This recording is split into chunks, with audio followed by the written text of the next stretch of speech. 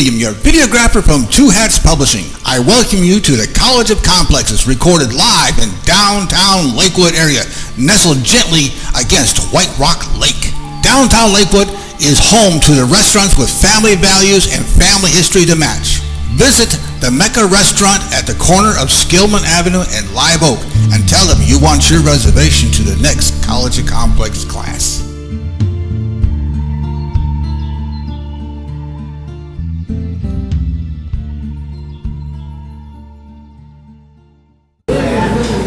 Well, welcome to the College of Complexes. This is our 195th meeting since we started here in 2009. This actually started in Chicago in 1951 for the purpose of solving all the world's problems. They're still working at it. We put a speaker on every week. We give them up to an hour. We give them to make a presentation. If anybody interrupts the speaker, we remind the interrupter that we listen only one fool at a time. That's one of our rules. Then we have questions and answers, not speeches. And then that's followed by remarks, rebuttals. Everybody in the audience that wants to gets 5 minutes at the podium to respond to what the speaker said for or against. And then we have the speaker gets the last word. He gets comment on the comment and close the meeting. So before I announce our speaker, are there any announcements? Anybody have any announcements they want to make? Now's the time. Any announcements? You got any announcements? Well, come on up here and make them. Do I have to get up? Yeah, I think you do. If we have somebody who wants to make an announcement, let them make it here.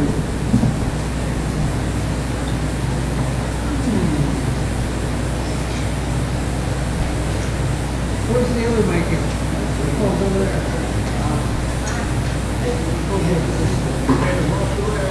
Okay, this Thursday, September 5th, 5 p.m. is a rally in front of the Walmart on Northwest Highway, catty corner from Medallion Shopping Center and near where Steakley Chevrolet used to be.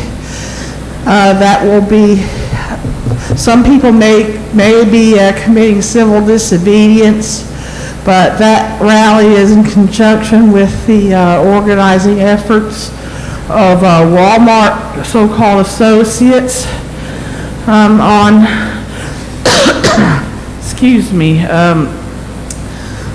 September 7th. I don't have the flyer in front of me. I should have brought it.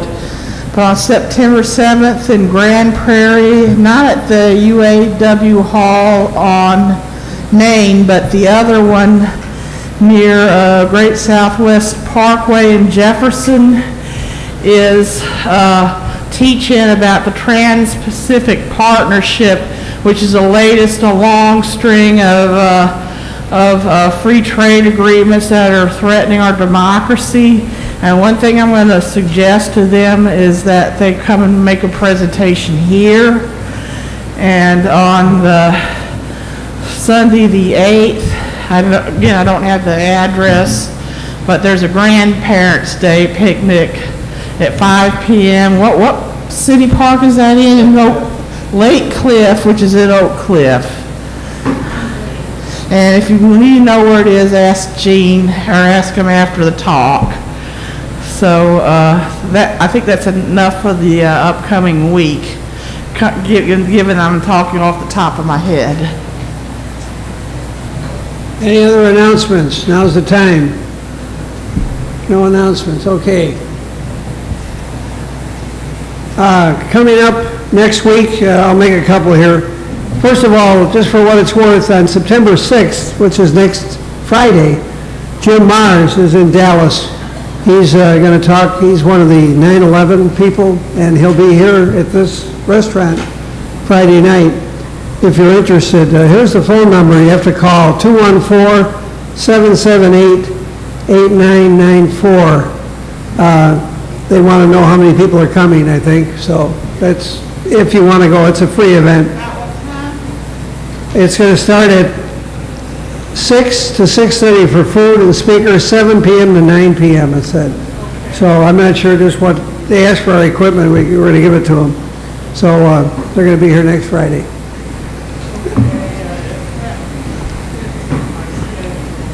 All right. Next Saturday, we have our famous free thinkers, 5 famous free thinkers. Dr. Stephen Butler, he's a historian and author, recently completed the book 15 Famous Free Thinkers. He's going to talk about that and how it's 2 weeks from now. You've got I handed out the itinerary. I don't want to read all this. I'll put you to sleep. September 21st, Nuts and Flakes, Creation of the American Breakfast Food Industry. October 5th, Beyond Law and Legislation, a Real-Life Perspective for Unintended Pregnancy. Our next open meeting, in case anybody wants to speak, is September 14th. And the 28th. Oh, the 28th is also open.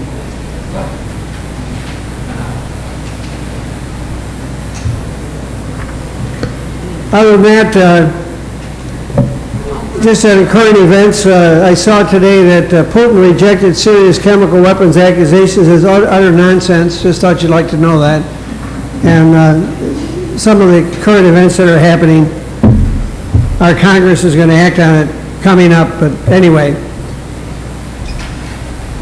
time to present our speaker. Our speaker today is Gene Lantz. He's sitting right here. He's the president of the Texas Alliance for Retired Americans. He's also part of Jobs for Justice, and he's a union representative. He's been a lot of things, and he's going to discuss Labor Day, past, present, and future. It's also listed here as to what he's going to talk to us about, which I think most of you have read. I'm not going to read it again and put you all to sleep. So without further ado, please give a very warm welcome to Gene Lantz.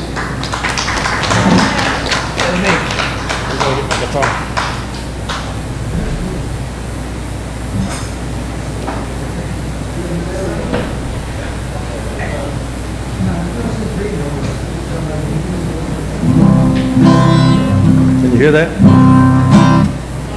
If you don't see me in the back of the bus and you can't find me nowhere, come on over to the front of the bus. I'll be marching up there. I'll be marching up there, Lord. I'll be marching up there. Come on over to the front of the bus. I'll be sitting up there. And if you don't see me on the factory floor and you can't find me nowhere, come on over to the picket line. I'll be marching out there. Yes, I'll be marching out there, Lord. I'll be marching out there. Come on over to the picket line.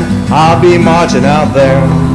And if you can't find me on the picket line and you can't find me nowhere, come on over to the county jail. I'll be sleeping down there. Yes, I'll be sleeping down there, Lord. I'll be sleeping down there. Come on over to the county jail. I'll be sleeping down there. It's Civil Rights this week.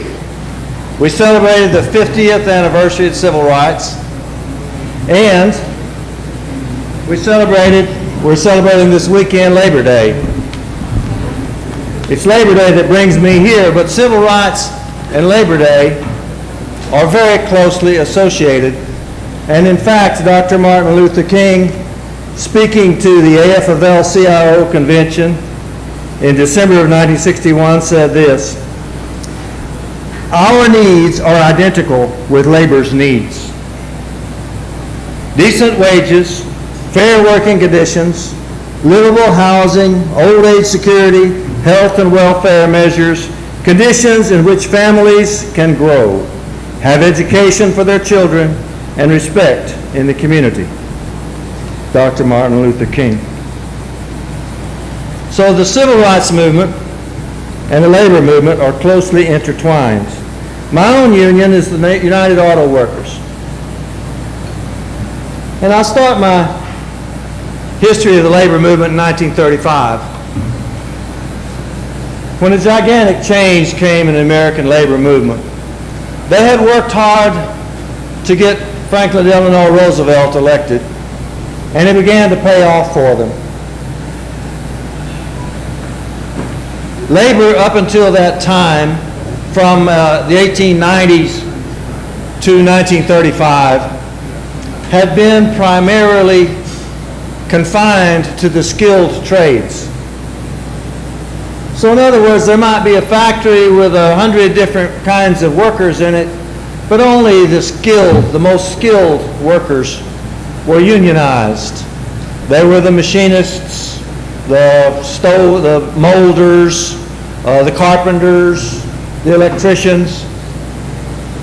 And they did okay. They made pretty good wages. They were hard to replace, so the bosses didn't mess with them very much. But they were only a tiny part of the working class.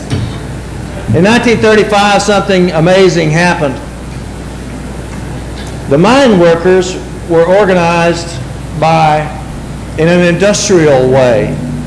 In other words, everybody that worked in the mines was in the United Mine Workers Union. The United Mine Workers Union took everybody, not just the dynamite guys, not just the pick and shovel guys, not just the one that drove the mules, but everybody was organized into the mine workers. This was called industrial organizing, and it was confined pretty much to the mine workers. They were pretty much the only ones that were organized in that way. In 1935 at the AFL convention, John L. Lewis got up and made a speech in which he said we should all be organized industrially. Everybody in every workplace should be joining a union. He got in a fight with the head of the carpenters union, and cold-cocked him during the AFL-CIO convention in 1935. And then he went on to win the vote, and the Committee for Industrial Organizing was formed, the CIO. The CIO immediately started organizing everybody they could find. And this became particularly noticeable in the Auto Workers Union, where they had some striking victories. And in 1938, they organized General Motors. This is where civil rights came in. You couldn't organize the whole factory without organizing African Americans. The CIO had to become an anti-racist organization, or they couldn't organize everybody in the factory. The skilled trades, it was easy for them. They were nearly all white. And when black people came around, wanted to form a union, they just said, okay, you form your own. And they would have segregated unions. The AFL was organized that way. There were very few integrated unions when we were all organized by skill. After 1935, we were organized industrially, and that was labor's giant leap. The CIO was so successful that the AFL began to pick up the same techniques. And so the machinist union that used to be only machinists started organizing whole factories. And this was particularly true in the aerospace industry, which wasn't organized at all. And the machinists and the United Auto Workers both organized in the aerospace industry, which is around here, a big part of labor. And both of them adopted anti-racist positions, and both of them organized on an industrial basis. That was a gigantic step forward. As the brochure says, we took a step backwards in 1947.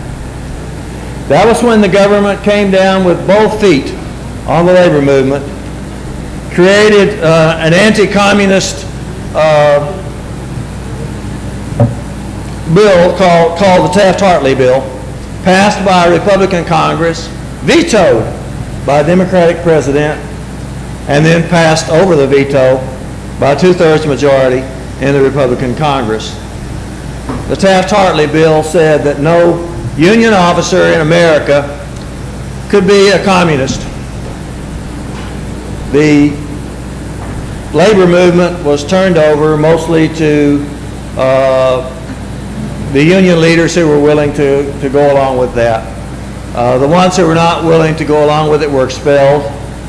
They were kicked out of the union movement, and 14 unions were expelled. Only 2 of them survive today. Some of them were subjected to raids, and my own union, the United Auto Workers, raided a number of other unions, and particularly Agricultural Implement, and they took over the union that had been organizing John Deere and the big tractor companies that made agricultural implements. So by the time we get around to 1957, the labor movement begins to peak. It was at a point where they had about 35% of the workers in America organized. And if you read the papers at all today, you know that number's fallen to about 11%. And you also know, if you've been around in this country, that many Americans don't like the labor movement and are suspicious of it. When I was a young activist in the anti-war movement and everybody had long hair, they actively hated the unions. And the unions actively hated them. And a group of hard hat construction workers, with the encouragement of the AFL-CIO, actually beat up student protesters in the downtown streets of New York City. So there was a great chasm between those people who were working in the union movement, had a pretty good life, had pretty good raises, pretty much got 3% pretty much every year, and had health care, had workers' compensation, could resolve their grievances, and the rest of the working class, which pretty much got whatever was left over. Now everybody did better, so nobody noticed so much. The United States, at the end of World War II, was the only industrial country in the world that hadn't been bombed to pieces. So the United States was doing great, and there was enough to go around. And this went on pretty much to the mid-70s, so that even people that didn't have unions, did pretty well. Tended to get raises, tended to get pensions, tended to get health care. Not as good as what the union people got, but still pretty good. Around 1972, President Nixon responded to the fact that the United States was no longer the dominant industrial power in the world, or that it was no longer, that it no longer had no competition, that it now had competition. You were beginning to see German automobiles and Japanese automobiles in the United States. You hardly ever saw a United States motorcycle because the Japanese had pretty well taken that industry over completely. And so President Nixon took the United States off the gold standard and started floating our currency the way other currencies floated around the world. This continued. I think we could say that there was a kind of a flux in the American economic situation from 1972 till after the Vietnam War and on into the Carter administration, throughout the Carter administration. With the election of President Reagan, it became clear that the industrial and financial rulers of this country had decided on what they wanted to do about their international competition. And what they wanted to do was drive down the ability of the workers to get more wages and benefits and et cetera. So President Reagan became the first president after the war to just set out on an all-out effort to destroy the union movement. That went on most of the time up until President Obama was elected. We had free trade agreements, for example, where our work was sent overseas. The best jobs in America disappeared. We began to see more and more poverty. We began to see bigger and bigger problems for ordinary working people until we reached the point today where the Walmart company is kind of setting the standard for working in America. You can't make a living. You can't get a 40-hour week. You can't get much of a wage. It's very hard to get benefits. And particularly, since you can't get a 40-hour week, you're a part-time worker, And so you have to be in fear all the time that the boss may say, don't come in tomorrow, or don't come in next week, or leave early today. So in response to that, the labor movement had another epiphany, and this occurred in 1995, when the leadership of the AFL-CIO, for the first time in 100 years, when they retired, they did not pick their own successors. They were, in fact, overthrown. John Sweeney, Richard Trumka, and then Linda Chavez Thompson of Texas replaced the leadership of the national AFL-CIO. In 1997, the very next convention that they had after they won, they overthrew the anti-communist chapter of their constitution. Somebody just got up and said, I think we should stop being anti-communists, and somebody else said, I second the motion. They called for a vote, and it passed unanimously, just like that. So after this long period of constant alienation and constant weakening of the American labor movement, they began to try to find their way. Today, in Dallas, we had the first Labor Day march since the 1940s. Since that terrible time in 1947, when we never had a Labor Day march in North Texas.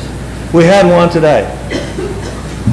The new leader of the Dallas AFL-CIO, a guy from the Transport Workers Union, whose name is Mark York, got up and looked out over the crowd and acknowledged that we had Move On there, we had Jobs with Justice there, we had People for Immigration Reform, we had several unions, but the most noticeable thing was that we had people from community organizations. Mark York got up and addressed the crowd, and he said, I look forward to working with every one of you. I don't think Mark York even realized how important that is. I look forward to working with every one of you. The labor movement, not only in Washington, D.C., but in Dallas, Texas, is now saying, we're going to put this alienation behind us. We're going to stand up for every worker. We're going to stand up for immigrants. In fact, immigration reform is the #1 legislative priority of the American AFL-CIO and of the Dallas AFL-CIO. We're going to stand up for gays, the LGBT community. We actually have a constituency group called Pride at Work, in which gay workers are encouraged to form their own constituency group and participate fully in the American labor movement, just like everybody else. A gigantic step has taken place, and as far as Dallas is concerned, it took place this morning.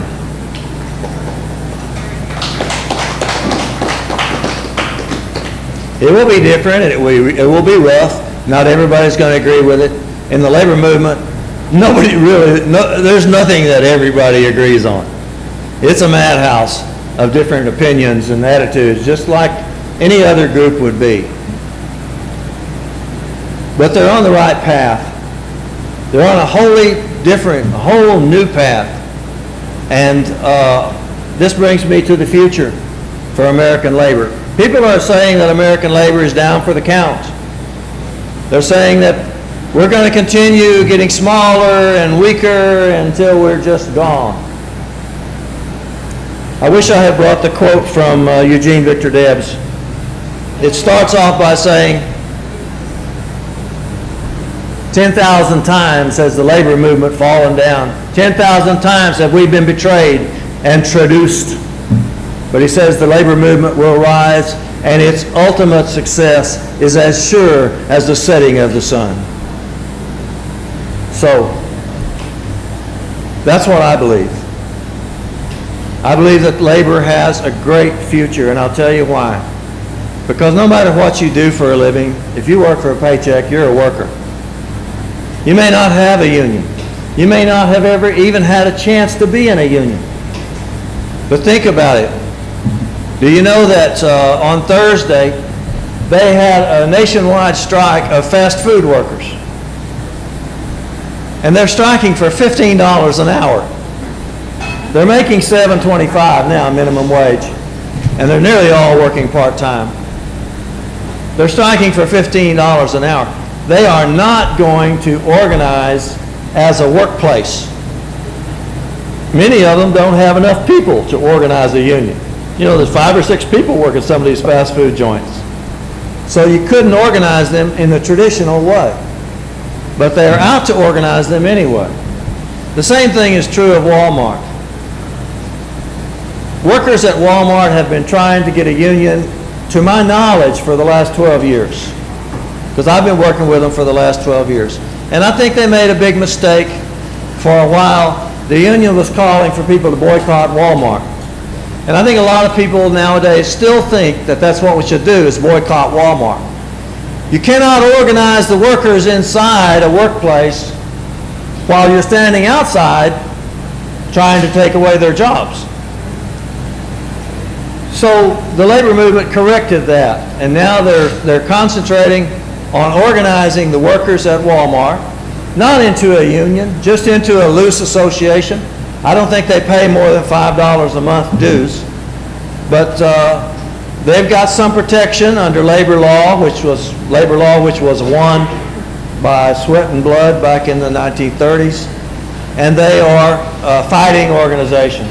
And as Marjorie just announced a while ago, there'll be another big rally September the 5th for the workers who got fired in their last activity.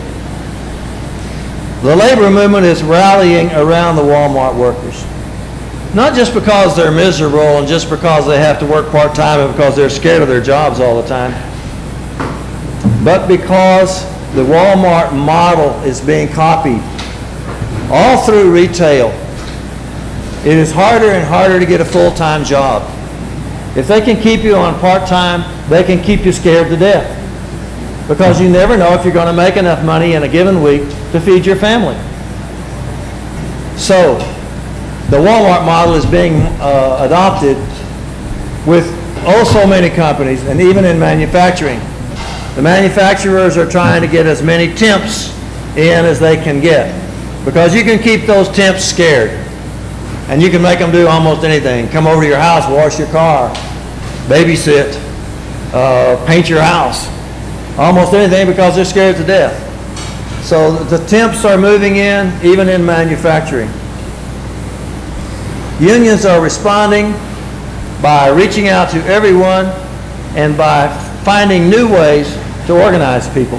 And that's why I say that the unions in America have a glorious future. Because the working people of America have a glorious future, because most people are working people, and America has a glowing future. So let's be optimistic. Doesn't cost any more. And let's sing a union song. How about number 21? If you don't have a songbook, those people over there have got songbooks. Maybe someone can pass them around or throw them or something. Number 21, I want you to think about this one, because I know what we've been talking about all evening.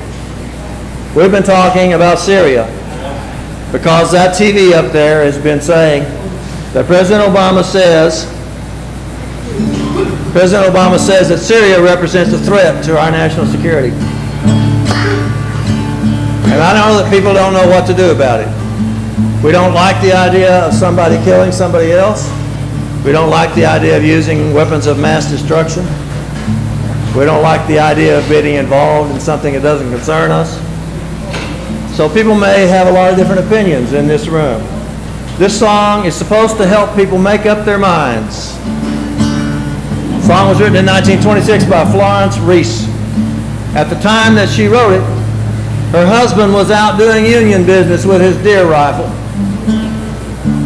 The sheriff surrounded her house, and she had her children hide under the bed for fear that the sheriff might start shooting into the house. The sheriff's name was J.H. Blair. She wrote this on the back of a calendar, Florence Reese, in 1926. And like most Union songs, it's a bluegrass number. So you're supposed to sing it like a bluegrass number, but I like it so much better as a spiritual. So let's sing the verse, which side are you on, which side are you on, which side are you on, as a spiritual. Which side are you on? Which side are you on? Sing it now. Which side are you on? Which side are you on? Let's do it again. Which side are you on? Which side are you on? Oh, come on, you good people. Good news to you I'll tell. It's about this good old Union that's coming here to dwell. Now tell me, which side are you on? Which side are you on? Which side are you on? Which side are you on? My daddy was a miner, and I'm a miner's son. And I'll stick to this Union till every battle's won. Now tell me, which side are you on? Which side are you on? Which side are you on? Which side are you on? They say in Harlan County, no mutual there can be. You'll either be a Union man or a scab for J.H. Blair. I got that wrong, I'm sorry. Because we sang it here when I was fired from LTV. Here's the way we sang it. They say in Dallas County, no neutrals there can be. You're either gonna be Union folks or thugs for LTV. Which side are you on? Which side are you on? Now sing it. Which side are you on? Which side are you on? Oh, workers, can you stand it? Oh, tell me how you can. Will you be a lousy scab or will you be a man? Now tell me, which side are you on? Which side are you on? Oh, which side are you on? Don't scab for the bosses. Don't listen to their lies. Us poor folks haven't got a chance unless we organize. So tell me, which side are you on? Which side are you on? One last time. Which side are you on? Which side are you on? There's about to be a shooting war in Syria. Which side are you on?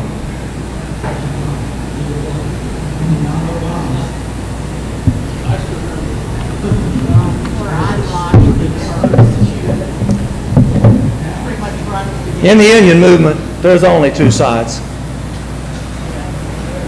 There's the workers' side and there's the bosses' side. And people are forever trying to make up some other side, you know, and say, well, I'm for this, but I don't like that. And as long as the union's for gun control, then I can't support it. But there are really only two sides. On page number 6, is that this? 5 or 6? Solidarity. We sing Labor's Hymnal. Labor's Hymnal. This was written in 1915 by Ralph Chaplin, who was not in the AFL or the CIO. He was in the IWW, Industrial Workers of the World. Is it 4? I can't see it. It's number 4, I'm sorry. Solidarity Forever. And this was first sung at Hull House, which was an immigrant center. And the march was led by Lucy Parsons, who was born down here in Johnson County, just a little bit south of Fort Worth. She was a Texan. So Lucy Parsons led the march. It started at Hull House, an immigrant center, and they sang Solidarity Forever. It's been adopted since then by the Union movement as the #1 song, and we sing this at the end of all important meetings. When the Union, it's go, oh, by the way, the tune, you'll know it's John Brown's Body, also known as the Battle Hymn of the Republic. Let's do the chorus first. It's just solidarity forever, solidarity forever, solidarity forever, for the Union makes us strong. Solidarity forever, solidarity forever, solidarity forever, for the Union makes us strong. When the Union's inspiration through the workers' blood shall run, there can be no power greater anywhere beneath the sun. But what force on earth is weaker than the feeble strength of one? But the Union makes us strong. Solidarity forever, solidarity forever, solidarity forever, for the Union makes us strong. Let's do the last word. It is we who plowed the prairies, built the village where they trade, dig the routers and the those in was laid. Well, we stand outcast and starving, with the wonders we have made, but the Union makes us strong. Solidarity forever, solidarity forever, solidarity forever, for the Union makes us strong. I was delighted to get to sing that at the Texas AFL-CIO convention at last month. And this concludes my remarks on Labor Day, why we should support it, and what the future looks like for labor. I think you preside now over the questions. Now we get to ask them questions. Anything you want to ask them, it's your turn to ask your questions.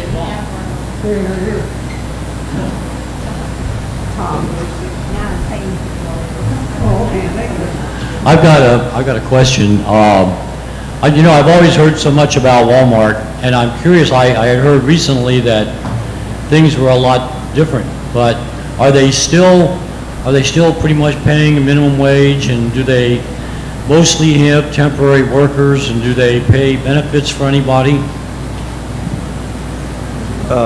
You give that back to Tom.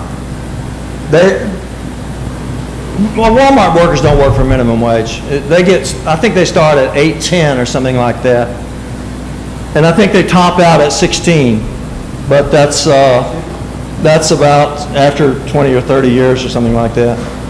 The big problem with Walmart is that they are all part-time workers, so that they're all frightened all the time about whether or not they're going to make even enough hours to feed their kids. Also, I don't know if you know this story or not, but when Walmart hires people, it teaches them how to give food stamps. So, because it knows that when they work for Walmart, they're going to qualify for food stamps. So the people who work for Walmart are being subsidized. Walmart is being subsidized by you, because your taxes are paying for the food stamps. And many Walmart workers qualify for food stamps. Walmart not only, we don't just object to the working conditions, which are bad enough. We object because the working conditions there are being copied everywhere else.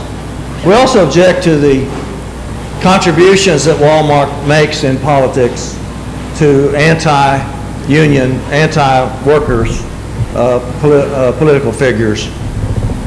Generally, most of them being Republicans.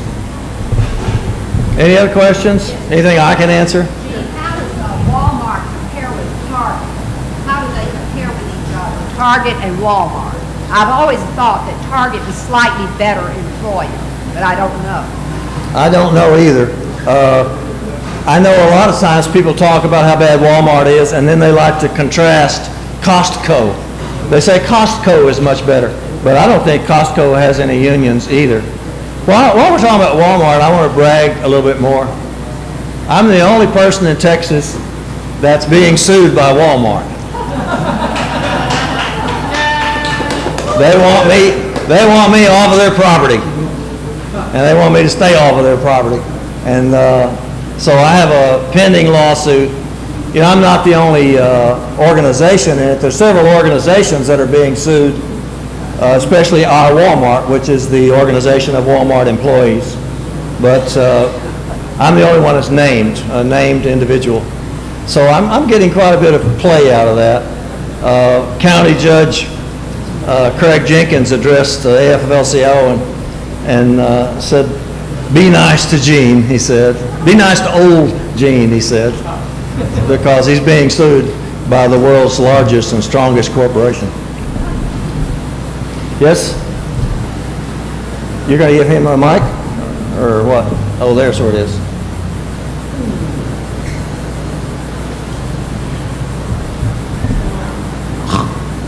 Is there anything that is being done right now that labor starts to wake up to deal with with the legislatures, like in Texas and places like that? Or is there something that is being done that we need to do? This is particularly good, especially since you've got those buttons over there. Vote 2014. The AFL-CIO is not a union. The AFL-CIO is a federation of unions. The AFL-CIO cannot go to a union and say, you guys have to do this or you guys have to do that, because it doesn't have a hammer. It's got nothing on them. It doesn't control their finances or their constitutions or their democracy or anything like that. The unions can pretty much, each individual union can pretty much do what they want. What the AFL-CIO does is try to combine the efforts of the unions when they have a common interest, and that is largely in politics. So if the AFL-CIO carries out the program that it is now carrying out to practice solidarity with community groups, civil rights organizations, seniors, gays, immigrants, if it does that, and if it's successful, and I think it will be, we're going to see a big improvement in their political clout. And so the answer to the question is that the unions don't have any secret method or anything. They just try to get out the vote. And since 1995, this is pretty important. Before 1995, when Clinton was running, they did studies of how the union families were voting.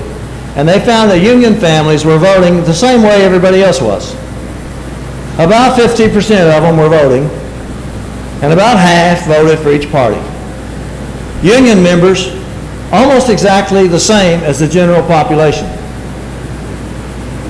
Now, they count union members as voting at a much higher rate than the rest of the population, and 68% of them voting for union-endorsed candidates. So a big change has come about in union politics since 1995. It's very, very significant. 1/4 of all the votes in a presidential election come from union families. And I just told you a while ago that there's only 11% of the population are unions. So how do they manage to get 1/4 of the vote? It's because they work at it. They work at it really, really hard. Politics is on every agenda, every meeting. They raise money. You know, they're prohibited by law from contributing directly to candidates. They have to raise money and form a PAC to give any money to a candidate. They basically have to hold a bake sale to give money to candidates. And so they do hold bake sales. They just hold an awful lot of them.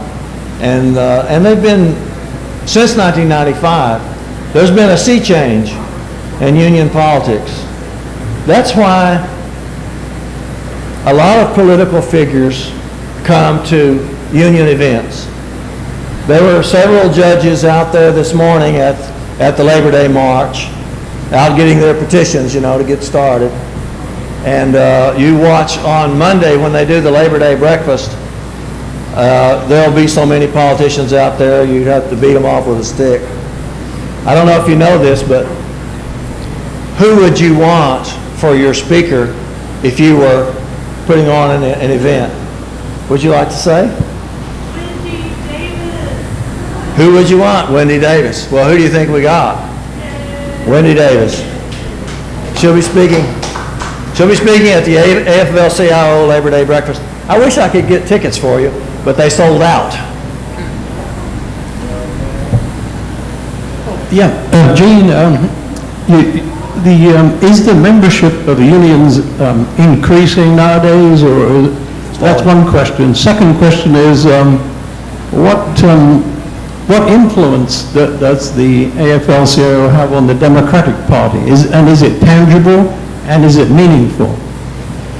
Okay, the first part of the question, are the unions gaining numbers? No, they're not. And I'll give you a good example why not. The plant that I worked in until my retirement is going to close. It's in the process of closing right now. They're going to leave 1,500 workers stranded. Well, actually about 1,900. 400 of them will be laid off. I saw the layoff list yesterday. It had about 25 people on it. They're going to lay off 400 people, and they're going to try to open a new plant in Red Oak with 1,500 non-union jobs. We shall see if they get away with that or not. But that's the kind of thing that's been going on ever since Reagan was elected. The laws have generally been eroded away from them. The victories that we won in the 1930s have been taken away. We were barely able to get the National Labor Relations Board to functioning. You know, the Democrats in the Senate had to threaten the nuclear option just a couple of weeks ago to get a vote to replace, to fill the missing seats in the National Labor Relations Board. The National Labor Relations Board oversees most labor events in America.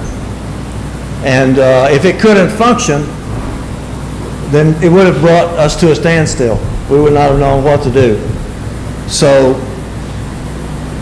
the Obama administration and Harry Reid in the Senate were able to get those seats filled. But some of the Republicans were quite open-minded, quite outspoken about it, and went so far as to say, if the National Labor Relations Board shut down and never functioned again, that would be a good thing. So, no, we're not winning new members. Our jobs are being sent overseas. Our jobs are disappearing. Automation's getting them. And we haven't found the formula yet to fill those places. Is this movement with Walmart or against Walmart, is that just in Texas, or is that all over the United States? It's all over the United States. I'm not sure if it's all over the world or not. You know, is it just the Walmart stores, or does it include the corporate Walmart also? It's corporate Walmart, the stores and corporate, because the corporation is in Bentonville, Arkansas. And twice over the past year, they've taken busloads of people down there to Bentonville. In fact, that's what some of them got fired for this last time, because they showed up at Bentonville, and the company fired them. Oh, yeah. I picked up on the fact that you said a couple of times of Reagan's whole mission seemed to have been to bust down the unions, destroy the unions, and I'm just curious. I notice you seem to be all for immigration, which I'm for legal immigration, people legally immigrating to the country and obeying all of the federal laws around the books that are being overlooked and ignored to allow illegal aliens to enter the country. Wasn't that one of the tools that Reagan used when he was president, when he granted an amnesty to millions of illegal aliens because he knew it would take away the bargaining power of the unions to have a decent standard of living and wage, because the market was already flooded with extremely cheap illegal alien labor. They weren't immigrants, they were illegal aliens. There's a big difference. They're all human beings. Well, I don't know what Reagan, I'm not sure why President Reagan did offer amnesty when he did. It just didn't make a lot of, he said it would help break down the unions. Is that right?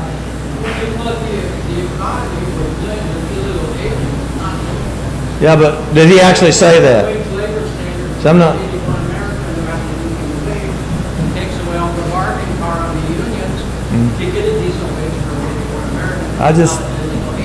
I was just not aware that he had actually said that. I figured out a long time ago that was. Oh, you figured out that's why he did it. I see. Well, the union position, and this is very interesting, talking about history. The unions under the Knights of Labor back in the 1880s were very anti-racist and had African American officers. And the Texas Progressive Party, the populists in Texas, were anti-racist as far as African Americans were concerned, and had African American leaders and spokespersons. But with the formation of the AFL, which took place in 1882, and then they changed their name to the American Federation of Labor in 1886. Before very long, they had begun to oppose Chinese labor. At that time, the railroads and other industries in America were bringing in a lot of Chinese labor. They worked very cheap, and the unions decided that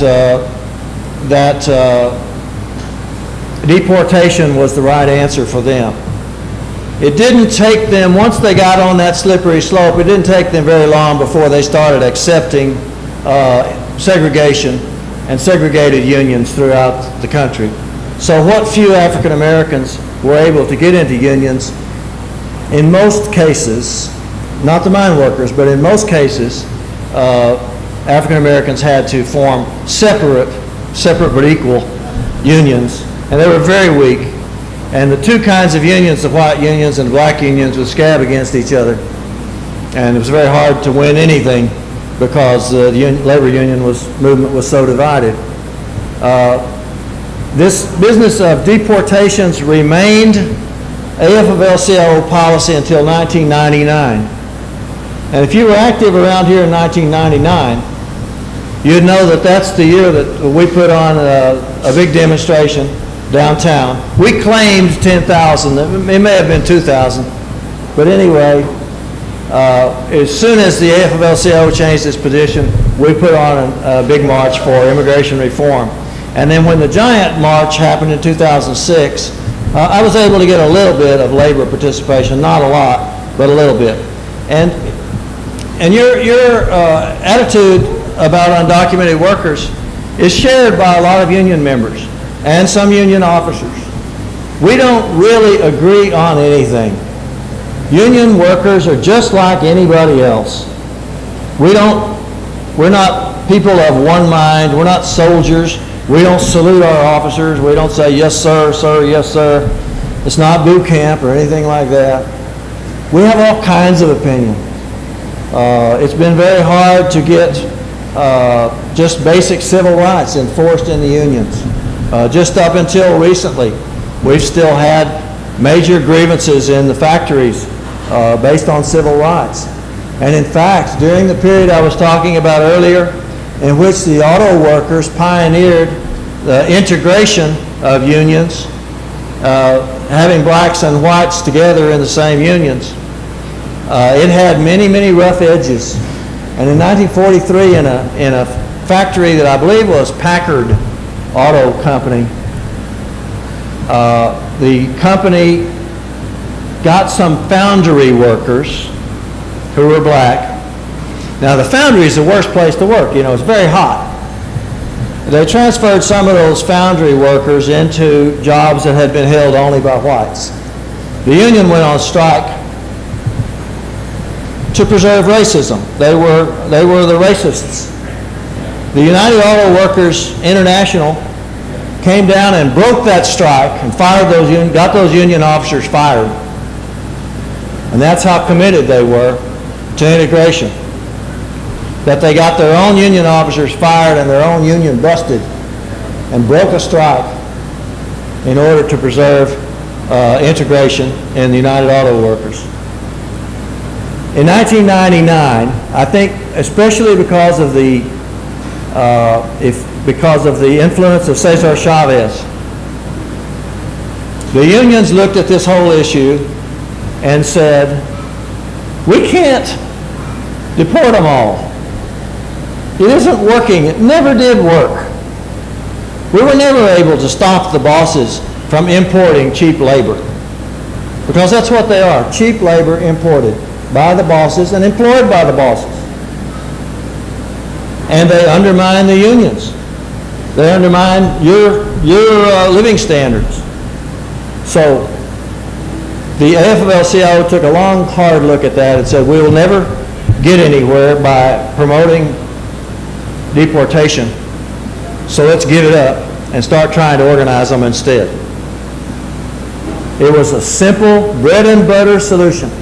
It was a pork chop solution, a way of getting more money and more benefits for our members by no longer supporting deportation and instead going out and trying to organize the undocumented. And that's the position they have today, and that's why today the top leaders of the labor movement have immigration reform as the top item on their legislative agenda. It's not because they're liberals. It's not because of some kind of wishy-washy, gooey feeling of love or something. The other way didn't work. So they started looking for something that would work. The same thing happened with Walmart. When they first started, when the United Food and Commercial Workers first started picking on Walmart, they introduced a program called Wake Up Walmart. And they went around telling everybody to stop shopping at Walmart. And it's hurting them to this day. To this day, people are still going around saying, don't shop at Walmart, while the union movement is trying to organize those workers. Well, you can't ask someone to join the union inside when you're standing outside trying to get their jobs taken away from them. So they looked at that and said, this isn't working. Let's get something that will work. And so let's concentrate on organizing those Walmart workers. The exact same thinking went into their decision to organize the undocumented workers. And in my opinion, it's going to be much more successful.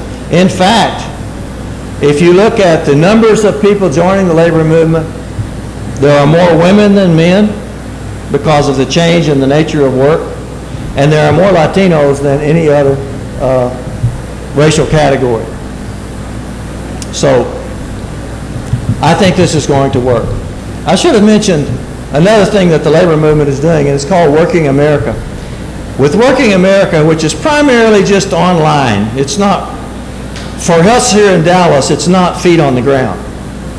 They have feet on the ground in Houston, and they're coming here.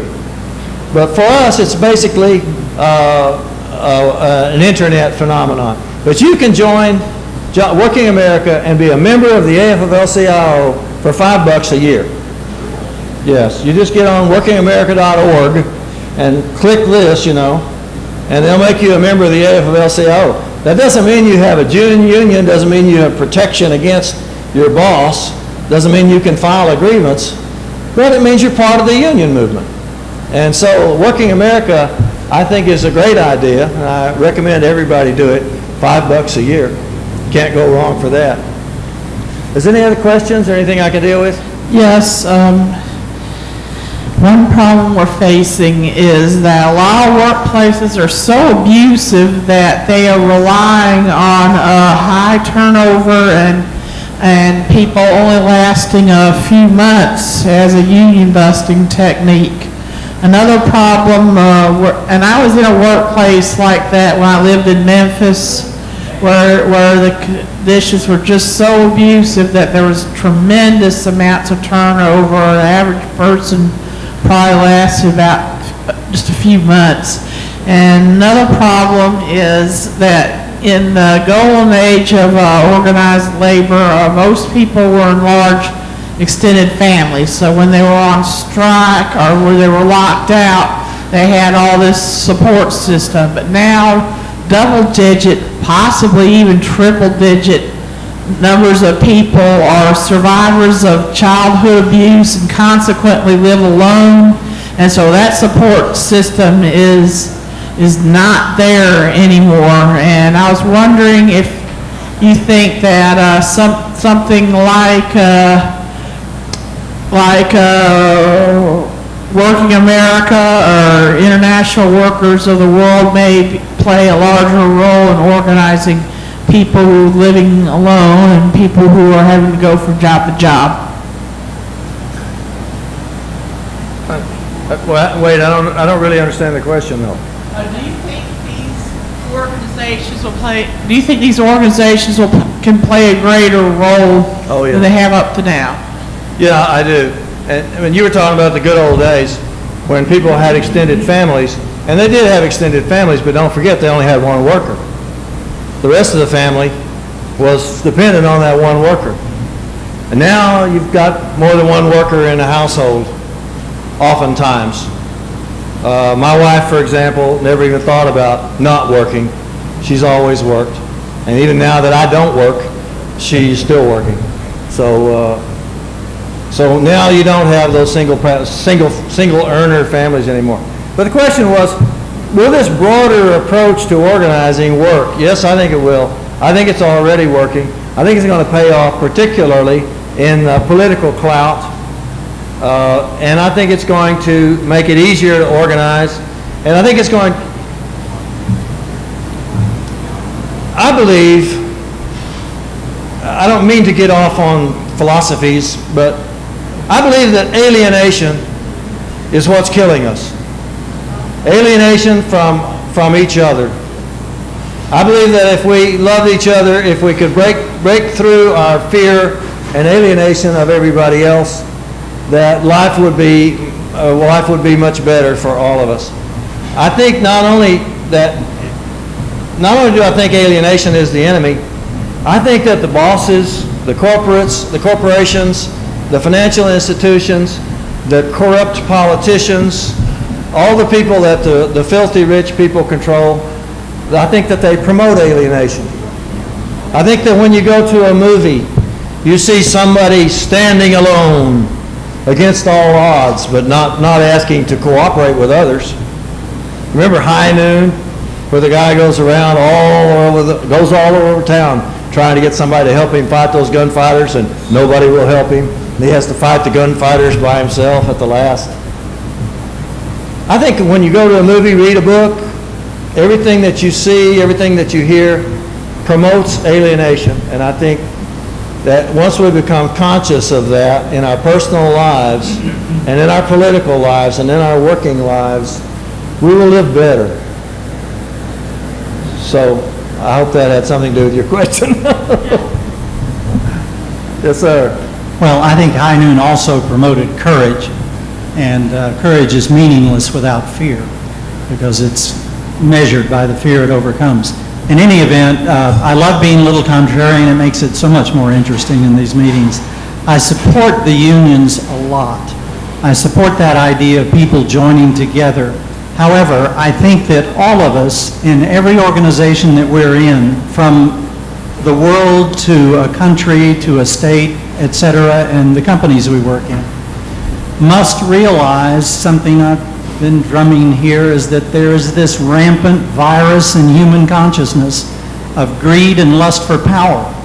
And people will go to the top of every single organization that there is with that in mind. It's almost inevitable. And hence, I think it would be very important to look at how much do top, say for instance, AFL-CIO people get.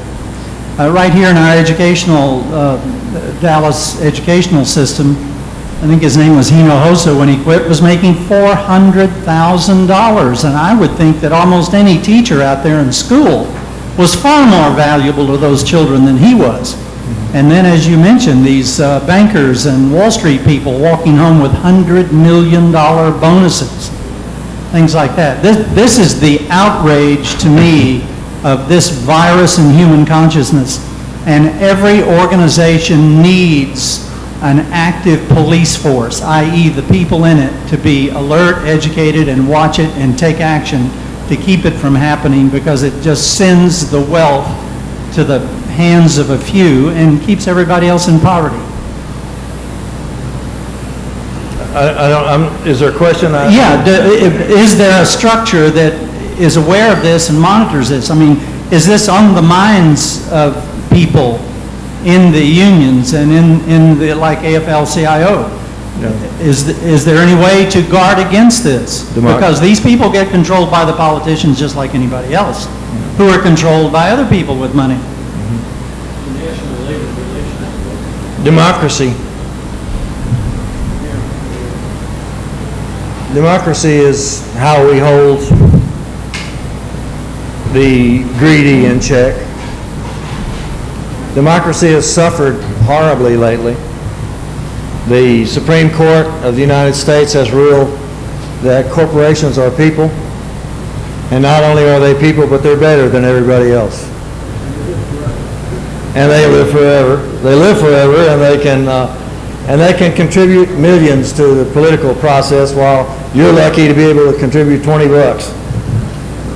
So I think democracy is under siege. I think it's nowhere more evident than in Texas, where voter suppression is the order of the day, where the entire cadre of Texas politicians are arrayed in favor of voter suppression. Another thing that is good about the labor movement that I hadn't mentioned is the retirees. In 2002, the AFL-CIO took over the retiree movement. It was pretty much run by the auto workers before that. In 2002, the new leadership of the AFL-CIO took it over, and they formed the Alliance for Retired Americans. And then they started chartering different states. I think they're up to 33 states now. They chartered Texas in 2006, and I'm the president of the Texas Alliance for Retired Americans. And we're going to organize retirees. We're going to get them together on voting. You know, retirees vote better than anybody else in terms of turnout, and worse than anybody else in terms of who they vote for. Did I finish your question at all before I got distracted? There's been a lot of talk tonight about the political cloud of the unions. And this fits together with what I was talking about alienation. As the unions overcome their alienation from the rest of the population, we're going to have a better and better leadership on voting and better information on voting. So I look forward to a beautiful and democratic future. I'm so glad that you mentioned that about voting, because one reason that I was so late is I was delayed.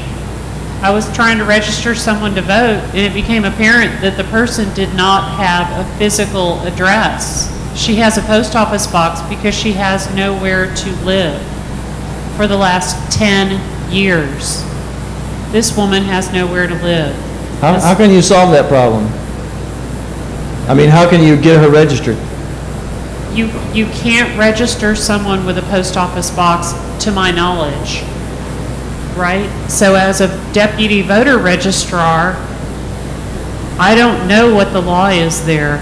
My question for you is, when people have become so disenfranchised that they have no job, they have no means to get a job, you know, people don't call you back when you have no address. Or if they do, I guess it would be quite rare, because they're going to pass you over for someone who's already established. My question is, are you aware of any resources in any of your roles, the various hats that you wear, that would help someone in this situation, even like establish themselves with a part-time job somewhere?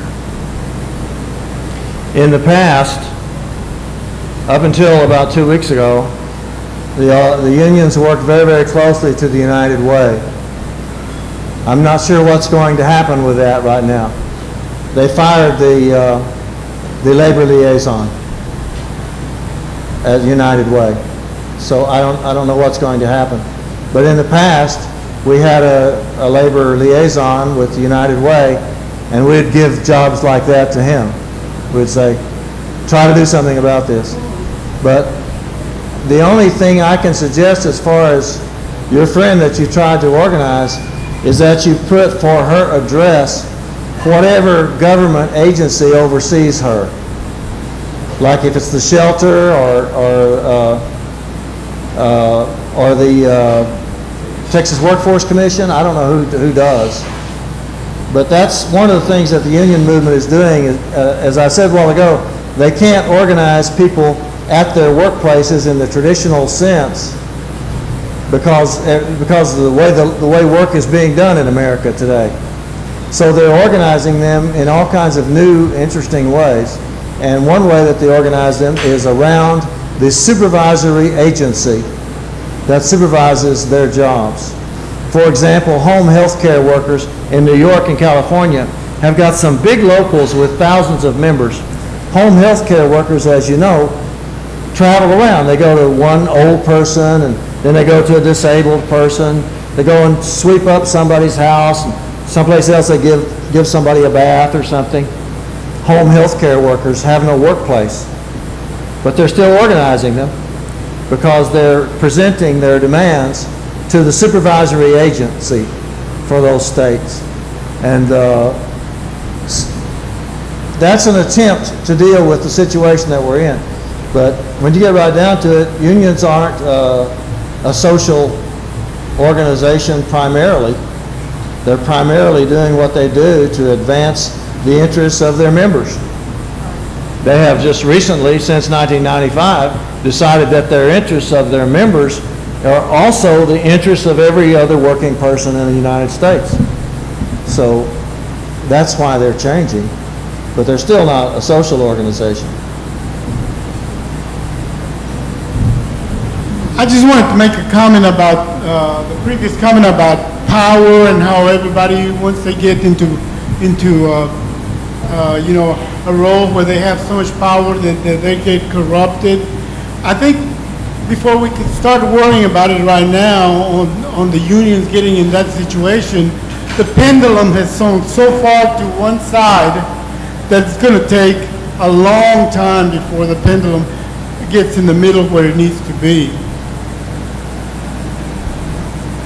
And don't you think that when somebody goes out, when somebody's making millions and millions of dollars already, and they've already got millions and millions of dollars, and yet they're still forcing people into poverty and still creating all this misery, don't you think they are alienated?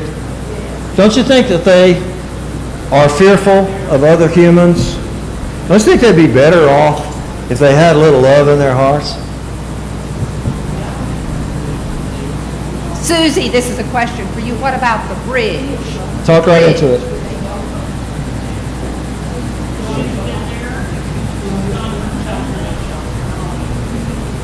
Anything else I can try to answer? Sorry, I'm not really an expert. I'm just an activist.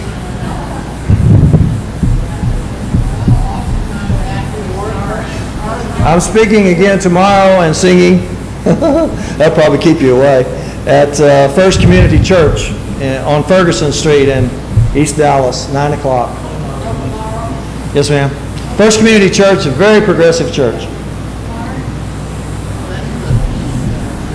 Yeah, Peace Center's there, and Diane, yeah, she's there. I think she's a social justice minister or something.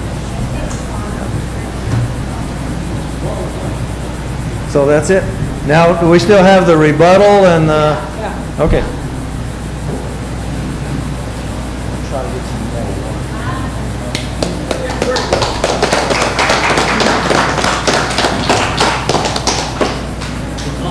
Okay, now it's your turn to talk. Come on up here. If you want to rebut the speaker, or you want to either for or against, whatever you have to say, you got 5 minutes. Go ahead. Yeah, I just wanted to give sort of a personal account. My dad was always a member of the Steelworkers Union in Cincinnati, and one of my earliest memories, I guess I must have been about 2 years old. My mother was pushing me along in a stroller in Cincinnati, and all of a sudden we heard this big commotion, and across the street was Kahn's Meatpacking Company. And all of a sudden, this huge fight broke out. I can remember this, and my mother grabbed me up, and we rushed home. But apparently, the workers at Kahn's, they had a union. They'd gone on strike, and the company was bringing in strike breakers, and it was just a huge gang fight.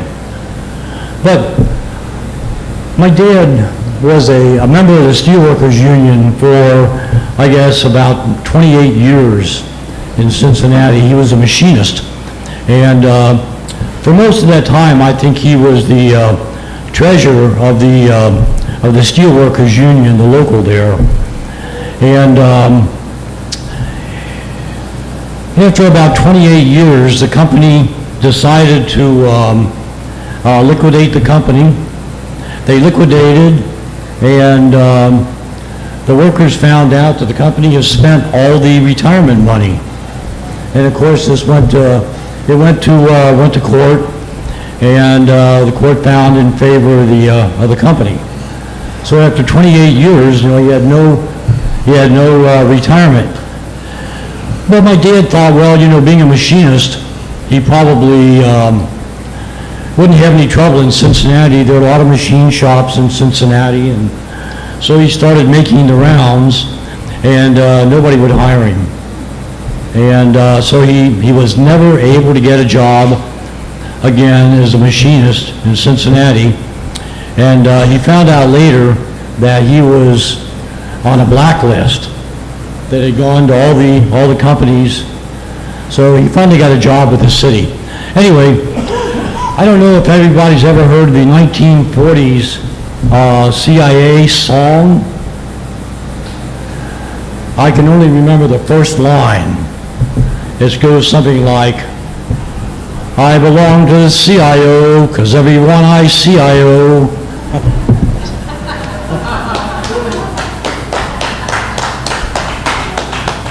Okay, who's next?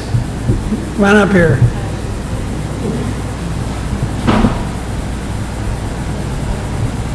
John Beasley's next. You got 5 minutes, John. I might spend more than that, but you have to bear with me. Yes, the union power has definitely waned. In fact, my father told me that the week I was born, before the war in England, he didn't earn enough to pay the rent. And those conditions have now returned. What you have now in England is 0-hour contracts.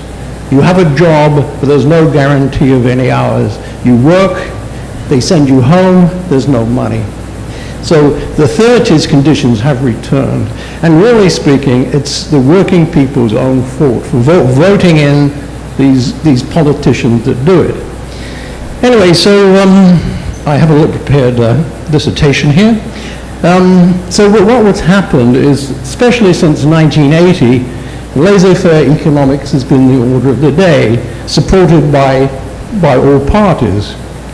And so the trade unions have been emasculated, the living conditions have deteriorated, as we've seen. For example, Angela Merkel, the latter-day Margaret Thatcher, has stated, Europeans must lower their living standards in order to compete on the world stage. Lovely. And what we've seen since the 2008 recession is completely the wrong economic policies that have been followed. There's been no reasonable fiscal policy. What we've relied upon is quantitative easing, which has meant that stocks and assets have been pumped up, and money is especially in Asia. So my take is that you can expect nothing from Wall Street and nothing from Washington.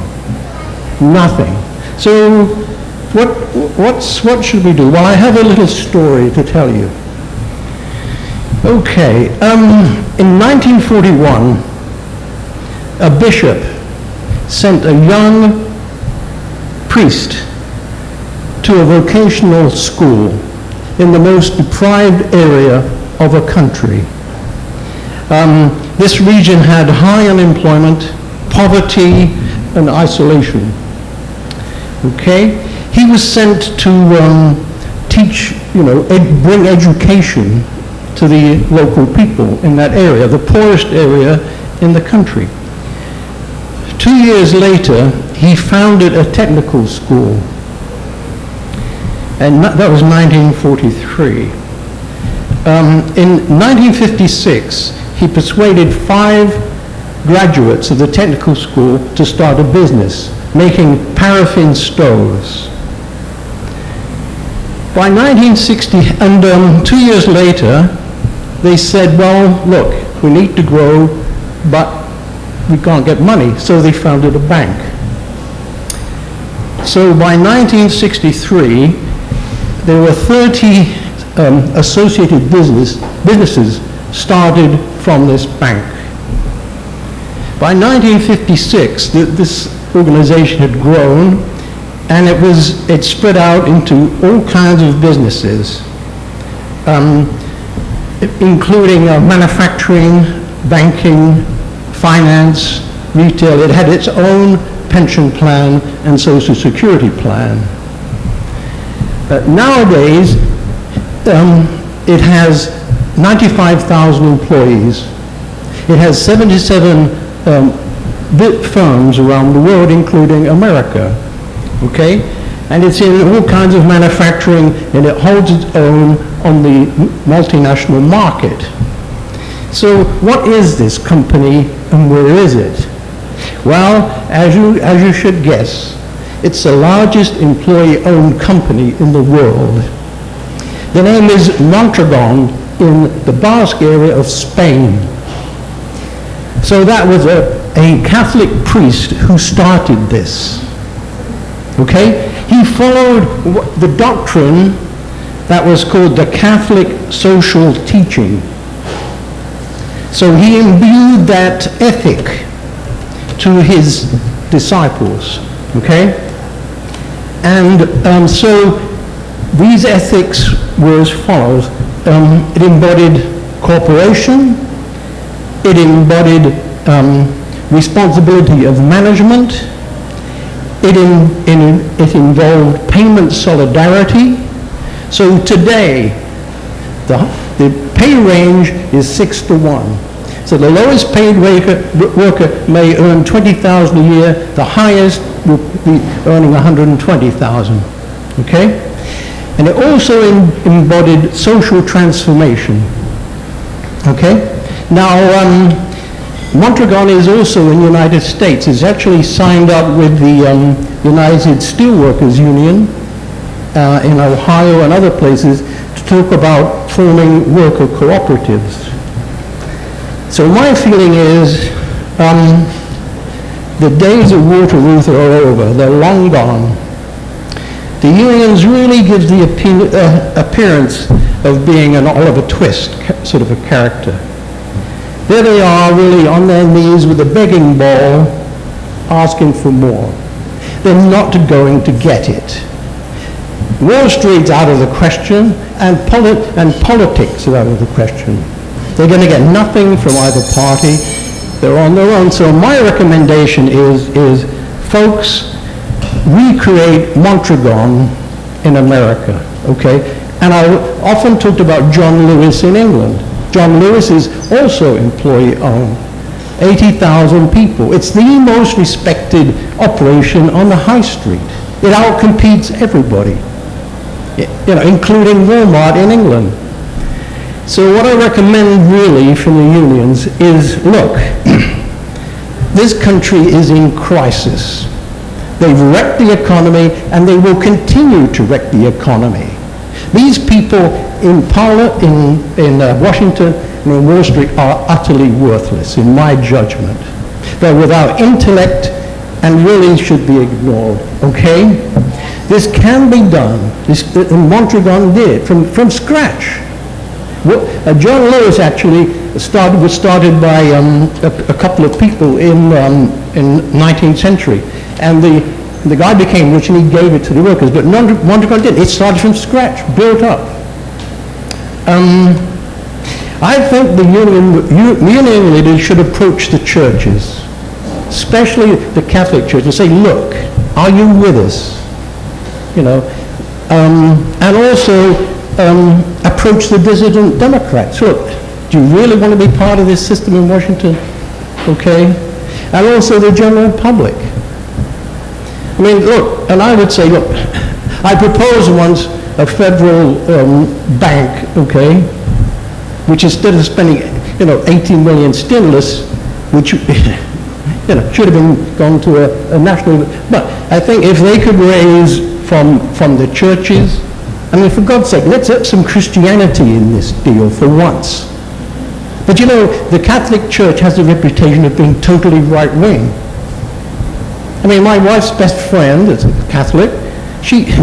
Who does she vote for? Republicans, because apparently the Democrats are going to interfere with the church. It doesn't make any sense. So I think if they could raise $5 billion from union dues, from the public, blah, blah, blah, to get a seed called, but look what happened. It all came from local colleges working with the people to build businesses. So my take is, as I've always said, you can create jobs by creating businesses and being owners and but the most important thing, you have control of your own economic life, okay? You don't have to go begging on your knees with begging bowls and saying, please give me a raise, please don't take away my pension. You own it. And I think and of course, with an educated population, we're not back in the 19th century England where little 8-year-old, 9-year-old kids were sent to the mills from orphanages and were expendable. I mean, we supposedly have the, highest educated population in the world. God, they've got brains. We have to use them. This country cannot rely upon Wall Street and the politicians. It has to rely on the people. And unless you get a movement that relies on the people, the country is lost. Because if this goes on, I don't see it recovering. I really don't. I really don't. The technology has been thrown away, given away, and it has to be got back. So my take is, yes, I would like to see Walmart put out of business by a competing worker-owned business. That's what I'd like to see.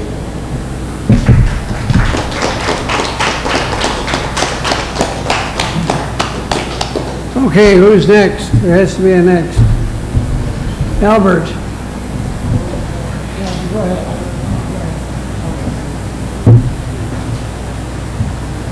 Just one little short contrast. In her book, Mutant Message from Down Under, Marlo Morgan writes about an experience that she had in Australia. She went over there to participate in an effort that was trying to blend holistic medicine practices in with traditional so-called scientific medicine. In any event, a group of her friends and she were on a sidewalk restaurant one time, and across the street were some Aborigines. Now, the Aborigines who came in from the outback into the cities were never considered by the Australians as being equal human beings. They were never given any opportunities at all, and they lived in slums, almost just universally. And there were a few across the way over there who were getting high on paint fumes, and she had thought about going to intervene, but then didn't, stayed with her friends. And the next day read in the newspaper that one of them had OD'd, and she felt a lot of remorse for that, so she felt that she could do something for them, and she thought about it and then went to a group of them and said, look, I have put together a number of corporations and businesses. I want to help you do that so that you can bring yourselves up out of the poverty that you're in. And so they all sat around and they devised a business. At that time, as now, I'm sure, there were a lot of insects in Australia, but they hadn't really gotten very far with putting screens in the windows. So people would open their windows to let the nice air in, and all the bugs would come in as well. So these guys designed a little portable screen unit, like when you put a window unit air conditioner in there and you expand out the little space fillers to the sides of the window frame.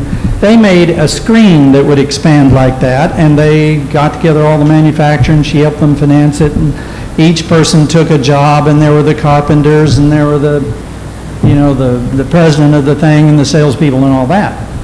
After a while, she realized that everyone, including the president of the company, all the way down to the man who got there early and laid out all the tools, and then after all the manufacturing was finished, he swept up and cleaned the place up and put all the tools back up on the rack. They all got paid exactly the same amount. And she said, "Why is this?" And they said, "Well, Ms. Morgan, what do you mean?" And she said, "Well, I mean, these jobs are so different." And they said, "Look, every single job in this company is essential to getting that product out and sold. So everyone is just as valuable as everyone else." And that I liked. I think those primitive, big quotation marks, Aborigines, by and large, are a lot closer to our Creator than most of us here in this nation.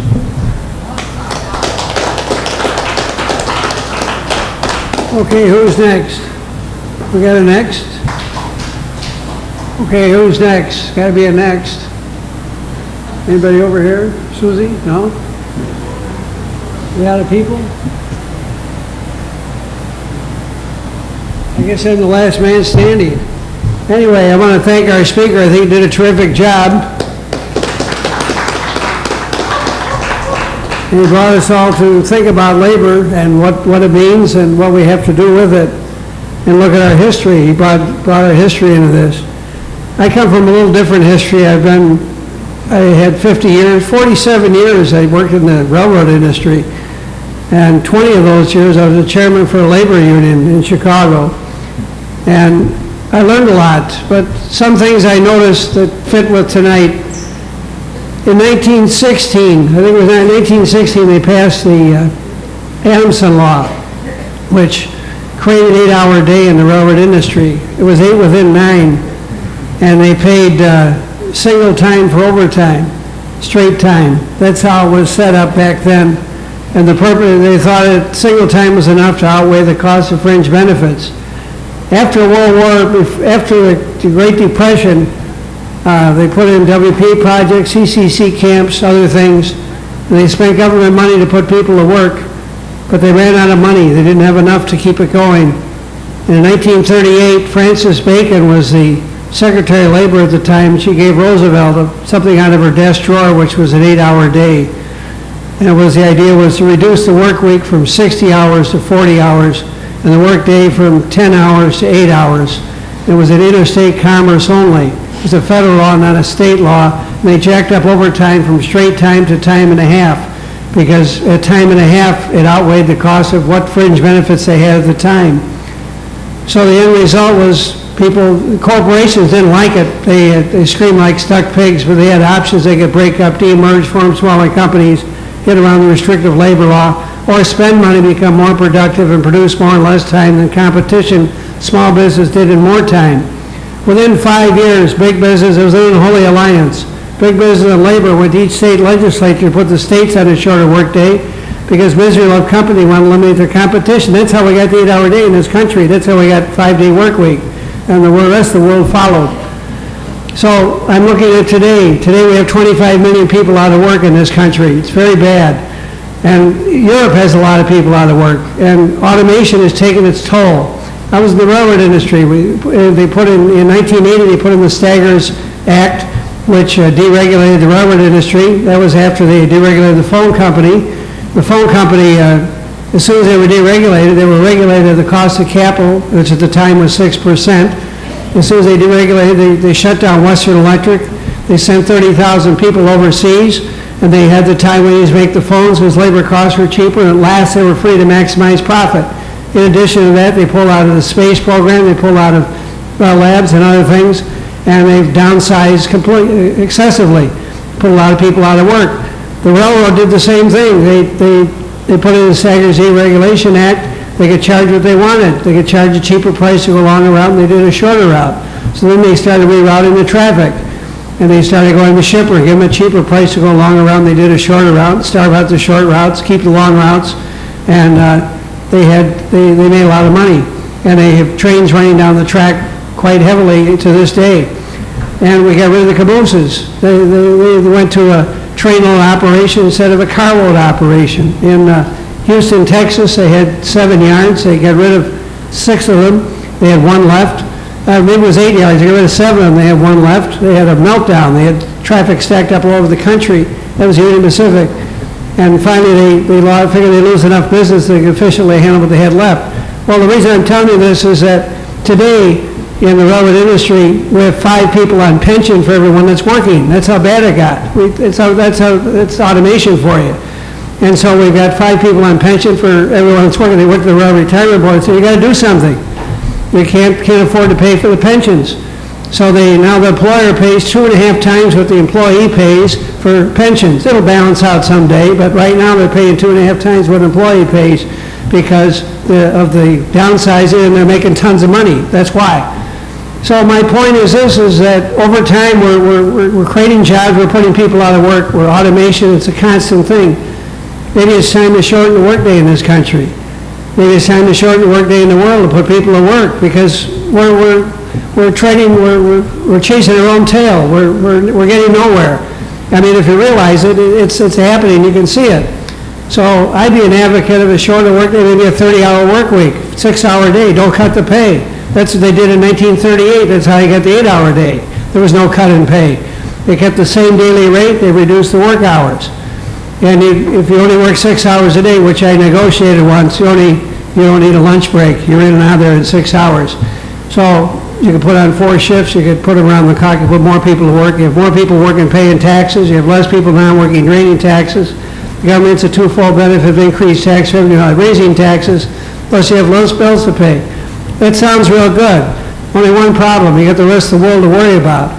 And we've sent all our corporations overseas to get where labor costs are cheaper. They'll just exacerbate the problem, we get worse, and we know that.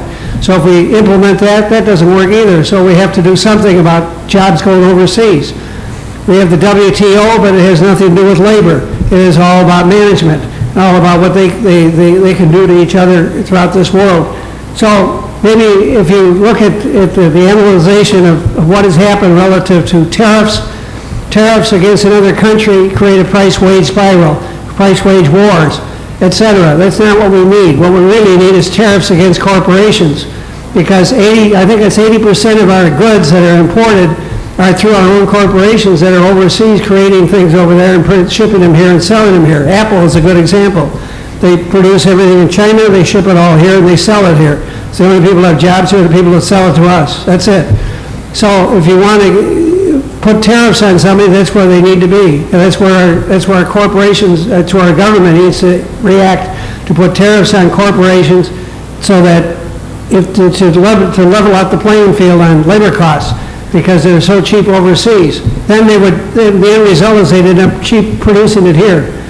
Now, if you analyze what really works, if you want to be an isolationist of need and a world trader of want, you want to produce what you can with your own borders and ship what you can overseas, therefore you're not dependent on the world for your survival. Our country has reached a point where we have standing armies all over the world because of our perceived vital interests. We think we have to have an interest over here to get some natural resource or something to this country to produce something here. So the end result is we have standing armies everywhere. You can't go on like that. You'd be like Rome, you collapse. Or you'd be like Russia, you'll implode. So these are things that you have to analyze. So my view is that labor in the future has to realize that it started on the 8-hour day movement. That's what built the labor movement. That was something everyone could identify with. I think it'll be reborn on the 6-hour day movement. I think that when it comes to tariffs, we have to do this overseas, and we have to put tariffs on corporations that are working overseas. Lastly, we have a problem, and that is that we have the best Congress money can buy, and we can't get anything done in Congress. We get deadlocked there because it's all owned and operated by the corporations. I think no one would disagree with that. And what has happened is that it's gridlock. We can't get anything done. And we have to break through that. Now, one view of how to get it done, I'm open to suggestions anyway, but one of the ways to get it done would be get Congress to act in its own self-interest to instruct the Federal Communications Commission to require the media provide sufficient free airtime the last 90 days of an election to sufficient free airtime for candidates for running for general elections. If that were the case, you would then be representing the people in your district instead of representing those in Washington, and you might change the complexion of Congress, and you might be able to pass these other laws I mentioned. Otherwise, you're not getting anything done, and as John Beasley here said, we're on the road to ruin, and we've got to change it. So that's what I think, and thank you very much. And let's put our speaker back here. He gets to comment on a comment and close the meeting. Thank you very much. I was keeping notes. We started off talking about inter-capitalist competition and saying that as long as the capitalists are competing with one another, that they will continue to drive down wages and benefits.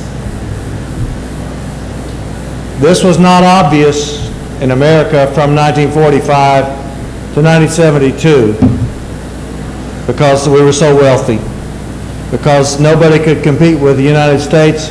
We sold cars all over the world, and they didn't sell any cars over here. But now that's changed, and the rivalries are all over the world, and Angela Merkel of Germany, which is one of the most successful countries in competing, is now saying that the German people are going to have to accept a lower standard of living in order to compete. And it's not just Germany. You hear President Obama say that too, if you listen. He says we have to compete. Because he also says we can do that without lowering the standard of living. But that's not, I don't think business agrees with him. We talked a lot about ESOPs, employee stock option plans. This is the idea of the employees own the company, and it succeeds. This is not a new idea. The Fourierists were doing this in France in the 17th century, 18th century, and the Owenites were doing it in England and Scotland long ago. There were in the 1850s a number of employee-owned farming communities in Texas, all over Fredericksburg and all around in the hill country down there, and one in Dallas. It was called La Reunion, and that's why we have Reunion Tower down there. And if you go out on the golf course in Oak Cliff and Stevens Park Golf Course, you go to the first tee, you'll find a little monument about this tall that says that in the 1850s a bunch of socialists moved into this area and ran a cooperative farming system with thousands of acres. In my own day, when I was her age, the hippies decided that they could reinvent everything. And they decided that they could have their own food co-ops and replace the grocery stores.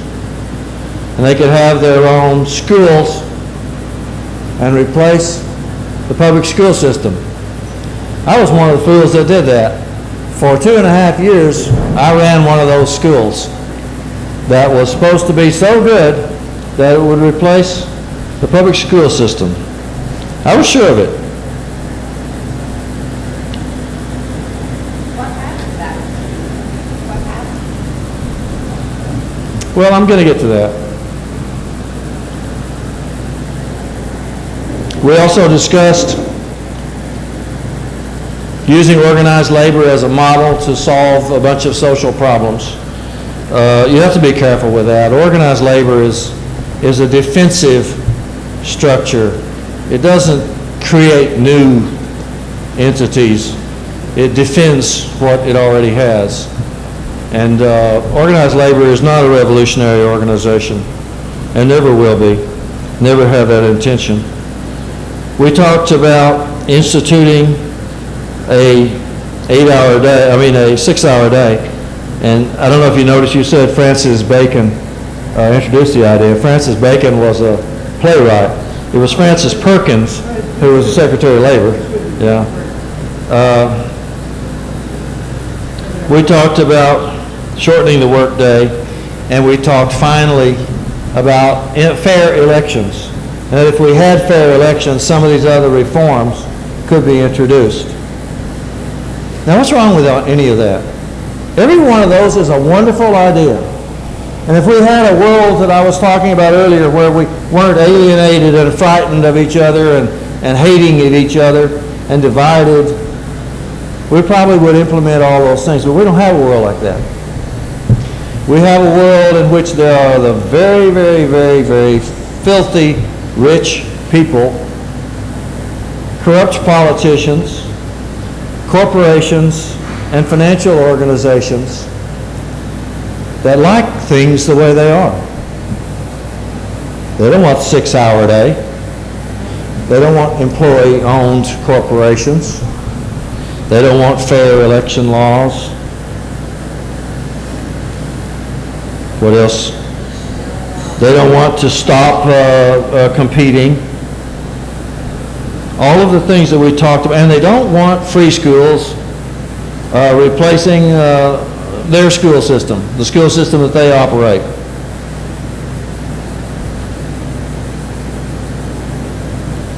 In order to make the changes that all of you good people, and you're very good people, in order to make the changes that all of us good people would like to see, we're going to have to recognize that there's another player in this game. It isn't just what we do.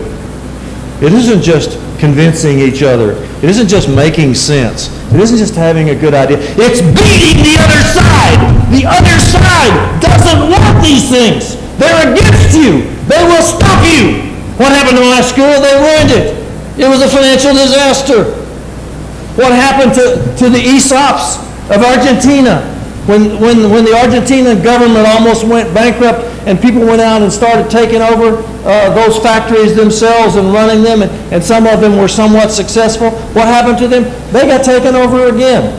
What happened to the Owenites? What happened to the Fourierists? What happened to all the hippies? There was another side. There was another player in the game. There was somebody who was on the other side fighting. And they're not stupid people. They're smart. And they've got money coming out their ears. They can buy the politicians that you can't even get to talk to. Many of those politicians are just mannequins speaking for those filthy rich people. Why can't we organize Walmart? Because the Walton family doesn't want us to. Why can't we just all be in unions? Because the employers don't want it. They're on the other side. There's an enemy. The reason I'm so emotional about this is because I hang around with some pretty radical people, and even they don't get it. Even they don't see that it's not just a matter of convincing each other. We have to do something about the opponent in the game. The opponent in the game, specifically, is the Walton family and people like them.